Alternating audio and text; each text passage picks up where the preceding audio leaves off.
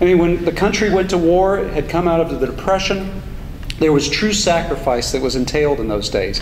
This is also part of President Ford's imagination. He knew what it takes to keep this country strong and to make it invulnerable to threats from the outside, whether it's energy or foreign dictators, and how to make it strong on the inside through your personal character, the way you run your office, the way you conduct your politics. That's President Ford's imagination. What about this second quality he had as a great statesman? He had passion. Now, as I said, it's not the Hollywood variety of passion, but it's still a very important part of his makeup as a leader. You know, he wasn't just a kid content to play marbles on the sidewalk. He wanted to be a Boy Scout. He wasn't content just to be a Boy Scout. He had to be an Eagle Scout. And he wasn't content just to be an Eagle Scout. He had to go and be in the honor guard up on Mackinac Island. He had to rise to the top, take his athletic prowess. It wasn't enough for him to go South High and then be on the football team there as sort of, well, if I get to have a few plays, that'll be fine. No, he had to help take his team to the state championship, be voted the state captain of that team and the best high school player in Michigan in 1930. Then take his sense of public service, or then take him to, well, before I get to that, when he goes to Michigan. You know, and he goes and he plays as center, and he also plays on the other side of the ball as a linebacker. Boy, they could sure use him this year, I think. And he is somebody who's voted by his senior year the most valuable player. And he's highly regarded both on and off the field. It wasn't enough for him just to play and sometimes come off the bench. He gave it all that he got, every play he was asked to go in for, and he was a striver. It was always a quest for the best. This is one way that passion expressed itself. How can I be the best at what I do? This is elaborated when he goes on into the Navy. He's initially assigned stateside in North Carolina. He said, I don't want to be stateside, I want to be in combat. So he requests to go to USS Monterey, where he heroically serves our country. The USS Monterey ends up winning 10 battle stars. Again, he's always striving. Then when he goes to the House, he challenges a Republican incumbent, Merle Youngman, and he beats the incumbent through hard work. He just outworks him. Beats the incumbent in Congress, goes and represents Michigan's 5th District in Washington, but he's not content just to be a backbencher in the Congress and the House of Representatives. He also wants to make his mark. He aspired to be Speaker of the House. Of course, the Republicans were not in the majority toward the end of his career in the House, and he's going to have to be the minority leader.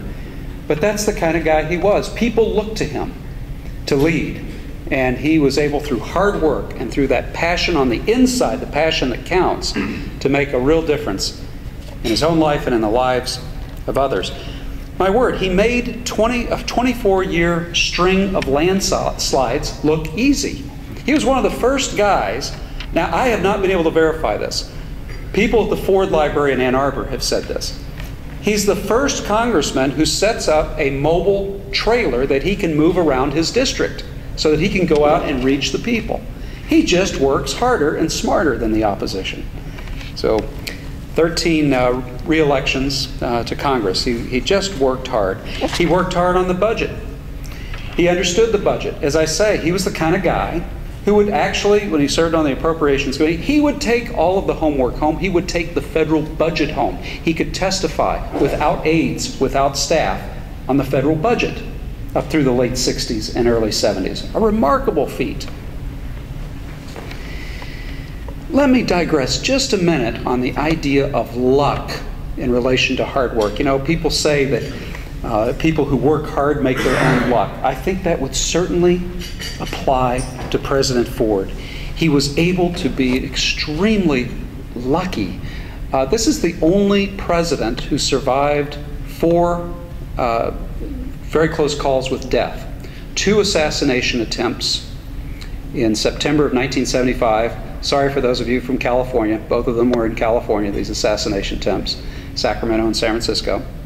He also survived a pretty bad plane crash in the 1950s.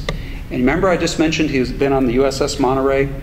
He almost died then because there was a terrible typhoon that came up called Halsey's Typhoon, in retrospect.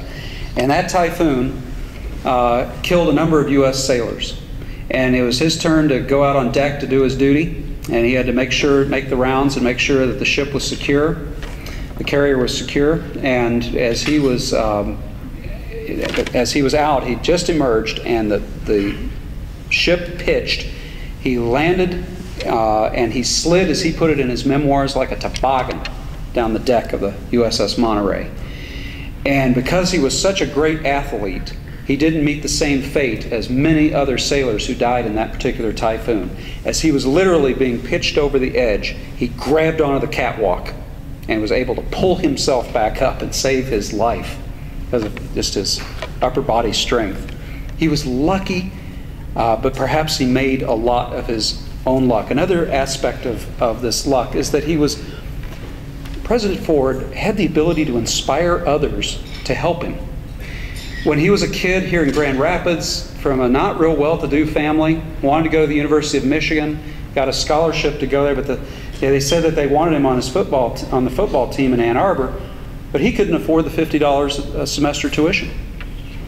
$100 a year, he didn't have it. He had to work, and so the coaches here in Grand Rapids went over, talked to the coaches and university officials in Ann Arbor, and made it possible for him to get a job and be able to afford the University of Michigan. Again, he inspired people to help him. Now, the third quality that I had mentioned was his character, his moral strength. There's no doubt that President Ford made an impression when he went into a room. He was a little over 6 feet tall, strongly built. As a young man, you look at these pictures, if you were in the museum yesterday and paused over and he had this big shock of blonde hair. He was a striking young man. He even had a career briefly as a model. So he had a torrid love affair with another model. This is before Betty, of course. But he was quite the very fine-looking man, and he knew how to use his physical presence with others. Not in a pompous way, again, not in a way that would intimidate, but to maintain a level of dignity when you were with him. He used his bearing to maintain a level of dignity and to keep the conversation at a high level. Well, this is reflective of how you use your physical gifts to reflect your moral purpose. President Ford, as Marty Allen, who's the chairman emeritus of the Ford Foundation, likes to put it, President Ford's character was shaped in Grand Rapids in a home that had 3 unbreakable rules: work hard, tell the truth, and come to dinner on time. Now, it's not a very sophisticated philosophy, but you know that philosophy served President Ford well through his entire public career. And whether he was a congressman or vice president or 38th president of the United States, he told the truth. His character, I think you could say, became his destiny. It was expressed in his civic spiritedness, his willingness to give so much to others. I think you know the drill now. This is a guy who was a Boy Scout, then he was in the Navy, he was a 13-term congressman, our first unelected vice president, our first unelected president, somebody who served the Boy Scouts when he retired from the presidency and was in numerous charitable causes. This is a man who had a sense of self that was strong enough to give to others. He had courage, another character trait that all of you as leaders know how important it is. You know, leaders, this is what I tell my students, this is what John Engler told me, this is what I observed watching the governor at close range for 11 and a half years. Leaders need to make tough decisions. To lead is to choose. And you not only have to be able to make the tough decision that's not always popular, not always right, but you have to have the courage to stand in there when all the flack comes in. As President Ford has said, like many others, you know, if you get flack all around you after you've made a decision, then you probably made the right decision because everybody's equally mad at you. So it's not a bad thing if you continue to have criticism.